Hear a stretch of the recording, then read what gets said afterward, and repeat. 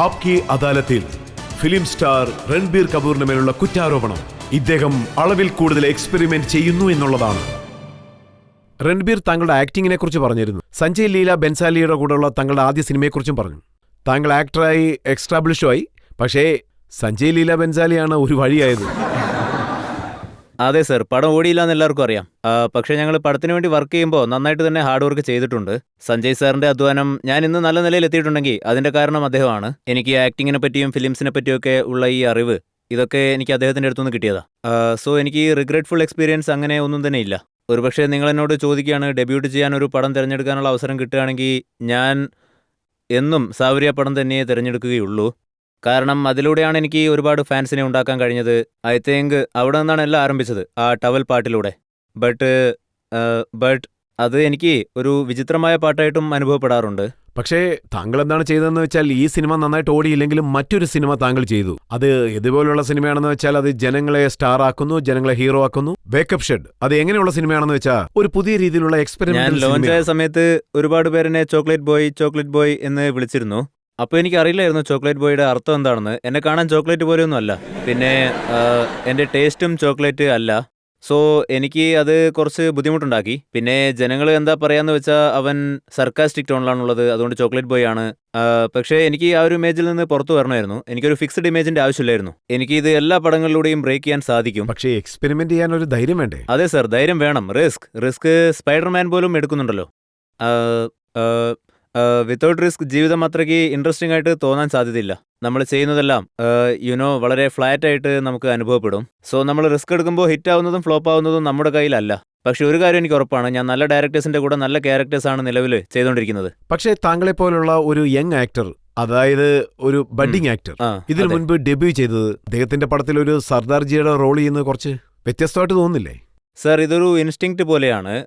ഇതൊരു ഡിസിഷൻ കൂടിയാണ്. എന്നോട് ആരെങ്കിലും എപ്പോഴെങ്കിലും കഥ പറയുകയാണെങ്കിൽ ഞാൻ അതിനെപ്പറ്റി ഒരുപാടൊന്നും ചിന്തിക്കില്ല. അതായത് നിലവിൽ ഞാൻ കോമഡി ചെയ്തിട്ടുണ്ട്, അടുത്തതായിട്ട് ഞാൻ ആക്ഷൻ ചെയ്യണം, അതുപോലെ തന്നെ ഇതിലൂടെ എനിക്ക് എത്ര ഫാൻസിനെ പുതുതായിട്ട് കിട്ടും, ഞാനൊരു മാസ് സിനിമ ചെയ്യണം. ഒരുപക്ഷെ എനിക്ക് എന്തെങ്കിലും ഇഷ്ടപ്പെടുകയാണെങ്കിൽ, എൻ്റെ മനസ്സ് അത് പറയുകയാണെങ്കിൽ, എനിക്ക് നല്ലതാണെന്ന് തോന്നിയാൽ ഞാനത് ചെയ്യും. എങ്ങനെയാണ് തീരുമാനം എടുക്കുന്നത്? താങ്കൾ തന്നെ തീരുമാനം എടുക്കുമോ അതോ താങ്കളുടെ പേരൻസിന്റെ അടുത്ത് ചോദിച്ചിട്ട് ഇല്ല തീരുമാനം? സർ, ഇതുവരെ ഞാൻ ഏതൊക്കെ പടം ചെയ്യണമെന്ന് തീരുമാനിച്ചിട്ടുണ്ടോ അതൊക്കെ എൻ്റെ ഡിസിഷൻ മാത്രമാണ്. ഇതിൽ എൻ്റെ പേരൻസ് ഒരിക്കലും തലയിടാറില്ല. ഒരുപക്ഷെ എപ്പോഴെങ്കിലും ഒരു കൺഫ്യൂഷൻ എനിക്ക് ഉണ്ടാവുകയാണെങ്കിൽ ഞാനപ്പോൾ അവരോട് സംസാരിക്കും. പക്ഷേ ഇതുവരെ എനിക്ക് ഒരു കൺഫ്യൂഷൻ ഉണ്ടായിട്ടില്ല. രാജ്നിധിയിൽ താങ്കളുടെ റോൾ എനിക്ക് നന്നായിട്ട് ഓർമ്മയുണ്ട്. ഒരു മെച്യൂർഡ് റോളാണ്. അതിനുവേണ്ടി താങ്കൾ എന്തെങ്കിലും സ്പെഷ്യലായിട്ട് ചെയ്തിട്ടുണ്ടോ? നോക്കൂ സർ, പ്രകാശ് സാറിനെ പറ്റി നിങ്ങൾക്ക് നന്നായിട്ട് അറിയാം. അദ്ദേഹത്തിന് നല്ല നോളജ് ഉണ്ട്. ഈ ലോകത്തെ പറ്റി അദ്ദേഹത്തിന് നല്ല അറിവുണ്ട്. അത് പൊളിറ്റിക്സിന്റെ ലോഗോ ആയാലും ഫിലിമിന്റെ ലോഗോ ആയാലും. പിന്നെ അദ്ദേഹത്തിന്റെ കല്യാണത്തിന് ശേഷം അദ്ദേഹം എൻ്റെ അടുത്ത് വന്നിരുന്നു. എൻ്റെ ക്യാരക്ടർ ഒരു പൊളിറ്റീഷ്യൻ അല്ല, അത് ഒരു പൊളിറ്റിക്കൽ ഫാമിലിയുടെ ഭാഗമാണ്. ആൻഡ് പൊളിറ്റിക്സ് ആൻഡ് പിന്നെ ഈ പൊളിറ്റിക്കൽ ഗെയിംസ് അദ്ദേഹത്തെ ആകർഷിക്കും പൊളിറ്റിക്സിലേക്ക്.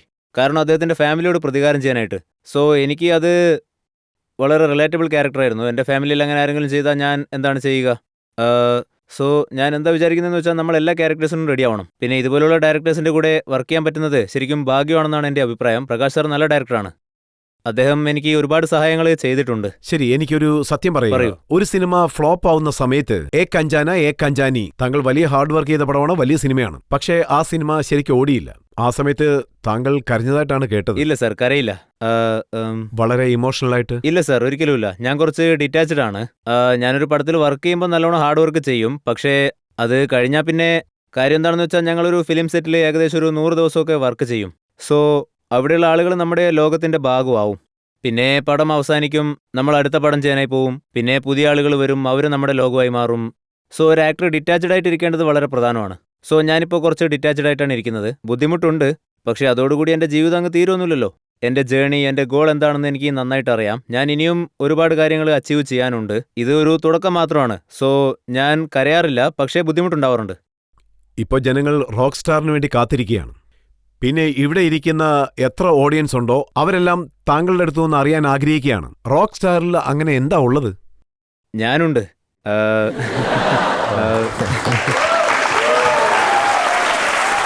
അത് സാർ, റോക്ക് സ്റ്റാറിന്റെ കഥ എന്ന് പറഞ്ഞാൽ അതിൽ ഞാൻ ചെയ്യുന്ന ക്യാരക്ടറിന്റെ പേര് ജനാർദ്ദൻ ജാക്കറ്റ്. അവനൊരു ജാട്ട് പയ്യനാണ്. ഡൽഹിയിലെ പ്രീതംപൂരയിലാണ് ജീവിക്കുന്നത്. അവൻ റോക്ക് സ്റ്റാർ ആവാൻ ആഗ്രഹിക്കും. അവൻ ജിം മോറിസന്റെ ഫോട്ടോ കൂടെ കൊണ്ട് നടക്കും, പക്ഷെ അവനൊന്നും അറിയില്ല. അവൻ ഗിറ്റാർ വായിക്കും, അതുപോലെ പാടും. പക്ഷേ അവന്റെ ശരിക്കുള്ള പ്രോബ്ലം എന്താണെന്ന് വെച്ചാൽ എങ്ങനെ മുന്നോട്ട് പോകണമെന്ന് അവന് അറിയില്ല. സോ ഒരു ദിവസം ഒരു ക്യാൻറ്റീനിൽ വെച്ച് ആ ക്യാൻറ്റീൻ നടത്തുന്ന ആൾ അവനോട് പറയും, അതായത് ദുഃഖം, വേദന, കണ്ണീർ ഇതൊക്കെ ഒരു മനുഷ്യന്റെ ജീവിതത്തിൽ വളരെ അത്യാവശ്യമാണ്. നിങ്ങളുടെ മനസ്സ് തകരാത്തത്രയും കാലം നിങ്ങളുടെ ഉള്ളിൽ സംഗീതം ഒരിക്കലും ഉണ്ടാവില്ല, ഒരു ശബ്ദവും വരില്ല. ഈ ഒരു കാര്യം അവൻ്റെ ഉള്ളിൽ ഫിക്സ് ആവും. അവൻ കുറച്ച് ഇമ്മച്യൂറായിട്ട് പെരുമാറും. അവന് ലൈഫിനെ പറ്റി വലുതായിട്ടൊന്നും അറിയില്ല. സോ അവൻ വിചാരിക്കും അവൻ്റെ ജീവിതത്തിൽ ഒരു ഹാർട്ട് ബ്രേക്കിംഗ് സംഭവം ഉണ്ടാവുകയാണെങ്കിൽ അവൻ്റെ ഉള്ളിൽ നിന്നുള്ള സംഗീതം പുറത്തു വരുമെന്ന്. അങ്ങനെ ഒരു പെൺകുട്ടി വരുന്നു. ഹിയർ അവൾ കശ്മീരിയാണ്, സ്റ്റീഫൻ കോളേജിലാണ് പഠിക്കുന്നത്. ആ റോൾ ചെയ്യുന്നത് നർഗിഷ് എന്ന കുട്ടിയാണ്. സോ അവൻ അവളുടെ അടുത്തേക്ക് പോകും. എന്തിനാന്ന് വെച്ചാൽ അവൻ പ്രണയം നടിക്കും, അവൾ അവൻ്റെ ഹൃദയം തകർക്കുമെന്ന് വിചാരിച്ച്. അങ്ങനെ അവർ ഫ്രണ്ട്സായി മാറും. പിന്നെ അവരുടെ ജേണിയാണ് അടുത്ത 8-10 വർഷത്തെ കഥ. അതിൽ ലവ് സ്റ്റോറി ഉണ്ട്, അവൻ്റെ മ്യൂസിക്കൽ ജേണി ഉണ്ട്. അങ്ങനെ അവസാനം അവൻ ഒരു റോക്ക് സ്റ്റാറായി മാറും. താങ്കൾ സിനിമയെക്കുറിച്ച് നല്ല നല്ല കാര്യങ്ങളൊക്കെ പറഞ്ഞു, പക്ഷേ ഈ കാര്യം പറഞ്ഞില്ല. ഈ സിനിമയിൽ അഭിനയിക്കാൻ വേണ്ടി താങ്കൾ പശുവിനെ കറക്കാനൊക്കെ പഠിച്ചെന്ന് കേട്ടു. ഇല്ല സർ, ഞാൻ ഈ പടത്തിന് വേണ്ടി ഒരുപാട് കഷ്ടപ്പെട്ടിട്ടുണ്ട്. കാരണം ഇത് എനിക്ക് ഒരു വലിയ ഓപ്പർച്യൂണിറ്റിയാണ്. എനിക്ക് ഇംതിയാസ് അലിയുടെ കൂടെ വർക്ക് ചെയ്യാൻ സാധിച്ചു. അദ്ദേഹം എനിക്ക് ഒരുപാട് ഇഷ്ടപ്പെട്ട ഒരു ഡയറക്ടറാണ്. അദ്ദേഹം എനിക്ക് ഓഫർ ചെയ്ത ക്യാരക്ടേഴ്സ്, ഓഫർ ചെയ്ത സിനിമകൾ ഇതൊക്കെ എനിക്ക് ലൈഫ് ടൈം അച്ചീവ്മെൻ്റ് ആണ്. അങ്ങനെയുള്ള റോൾസാണ്. സോ ഇതിലൂടെ ഞാൻ ആഗ്രഹിച്ചത് ഒന്ന് മാത്രമാണ്, എൻ്റെ ക്യാരക്ടർ ഒരു സിംഗർ ക്യാരക്ടറാണ്. അവൻ ഗിറ്റാർ വായിക്കും. ഒരു ഒബ്വിയസ് ആയിട്ടുള്ള കാര്യം, അത് ഓഡിയൻസ് എൻ്റെ കയ്യിൽ ഗിറ്റാർ കാണുന്ന സമയത്ത് അവർക്കൊരിക്കലും തോന്നാൻ പാടില്ല ഇവൻ എന്താ ഗിറ്റാർ ഇങ്ങനെ പിടിച്ചിരിക്കുന്നത്, ഇവനൊന്നും അറിയാത്ത പോലെ ഉണ്ടല്ലോ എന്ന്. ഞാൻ റോക്ക് സ്റ്റാറാണ് പ്ലേ ചെയ്യുന്നത്. സോ ഞാൻ ഗിറ്റാർ പഠിക്കേണ്ടത് വളരെ അത്യാവശ്യമാണ്. എനിക്ക് ഒരു നല്ല അവസരം കിട്ടി. AR റഹ്മാൻ സാറിൻ്റെ കൂടെ അദ്ദേഹത്തിൻ്റെ റെക്കോർഡിംഗ് സ്റ്റുഡിയോയിലേക്ക് പോകാൻ പറ്റി. അദ്ദേഹം പാട്ടുകളെല്ലാം എങ്ങനെയാണ് റെക്കോർഡ് ചെയ്യുന്നതെന്ന് കണ്ടു. മോഹിത് ചൗഹാൻ ഈ പടത്തിൽ പാടുന്നുണ്ട്, അദ്ദേഹം പാടുന്നത് കാണാൻ പറ്റി. ഞാൻ ഈ പടത്തിന് മുന്നേ നന്നായിട്ട് പ്രിപ്പറേഷൻ ചെയ്തു, കാരണം സെറ്റിലേക്ക് വരുമ്പോൾ ഇതൊക്കെ എൻ്റെ ഉള്ളിൽ ഉണ്ടാവണം. അങ്ങനെ ഞാൻ ഫുള്ളായിട്ട് ക്യാരക്ടറിൽ ഫോക്കസ് ചെയ്തു. ഈ ക്യാരക്ടർ എങ്ങനെ സംസാരിക്കും, എങ്ങനെ പെരുമാറും. അവനൊരു വലിയ സ്റ്റുപ്പിഡ് ഇഡിയറ്റ് ആയിരുന്നു, പക്ഷേ ജീവിതാനുഭവങ്ങൾ അവനെ എങ്ങനെയൊക്കെയാണ് മാറ്റുന്നത്. സോ ഈ ഫിലിമിൽ വർക്ക് ചെയ്യാൻ പറ്റിയത് എനിക്ക് നല്ലൊരു എക്സ്പീരിയൻസ് ആയിരുന്നു. എന്റെ ചോദ്യം ഇതാണ്, താങ്കളുടെ യുണീക്ക് എക്സ്പീരിയൻസ് എന്താണ്? കാരണം ചെറിയ വയസ്സ് മുതൽ താങ്കൾക്ക് എല്ലാം ഈസിയായി കിട്ടിയിരിക്കും. അതായത് ഞാൻ ആദ്യമേ പറഞ്ഞല്ലോ, ഈ പടത്തിന്റെ എക്സ്പീരിയൻസ് വളരെ നല്ല ഒന്നായിരുന്നു. ആ ക്യാരക്ടർ ജനാർദ്ദൻ ജാക്കഡ്, അയാളുടെ ജീവിതം ജീവിക്കുന്നത്. ഞങ്ങൾ ഷൂട്ടിങ്ങിന് മുന്നേ 3 മാസം ഒരു ജാറ്റ് ഫാമിലിയുടെ കൂടെ ചെലവഴിച്ചിരുന്നു. അവരുടെ കൂടെ ഭക്ഷണം കഴിച്ചു, അവരുടെ വീട്ടിൽ പശു ഉണ്ടായിരുന്നു, കയറുകട്ടിൽ ഞങ്ങൾ കിടന്നു, ഹുക്ക വലിച്ചു, അങ്ങനെ ഒരുപാട് കാര്യങ്ങൾ ചെയ്തു. ഓ, നിങ്ങൾ ജാട്ടാണോ? അതെ സർ. അപ്പോ നിങ്ങൾ പ്രൊമോയിൽ ഒരു സീൻ കണ്ടിട്ടുണ്ടാവും. അവൻ ജാഡ് സ്റ്റൈലിൽ ഒരു പെണ്ണിനെ എങ്ങനെയാണ് പ്രപ്പോസ് ചെയ്യുന്നത് എന്ന്. സോ അവൻ അതിൽ ആ പെണ്ണിന്റെ അടുത്ത് ചെന്ന് എന്താ പറയാന്ന് വെച്ചാ, ജനാർദ്ദൻ ജാക്കഡ് JJ ഫോർ ഷോർട്ട് ബാത് കർനി ഹൈ തുജ്സെ. സോ അവൾ എന്താ പറയാന്ന് വെച്ചാ, എന്താ? അപ്പോ അവൻ പറയും, तू ना बड़ी कूल लगती है मुझे और हॉट भी कितनी है तू. कमाल कॉम्बो है ना, हॉट कूल सेम टाइम. അപ്പോ ആ പെണ്ണ് അവനോട് ചോദിക്കും എനിത്തിങ് എൽസ്. അപ്പോ അവൻ പറയും आई लव यू गर्लफ्रेंड बन जा मेरी. അപ്പോ അവൾ അവന്റെ കരണത്തടിക്കും. ഇത് കാണുമ്പോൾ താങ്കളുടെ മറ്റുള്ള സിനിമയേക്കാൾ ഇത് കുറച്ച് വ്യത്യാസമായിട്ടാണ് തോന്നുന്നത്. അതായത് താങ്കൾ മറ്റൊരു എക്സ്പെരിമെന്റ് ചെയ്തിരിക്കുന്നു.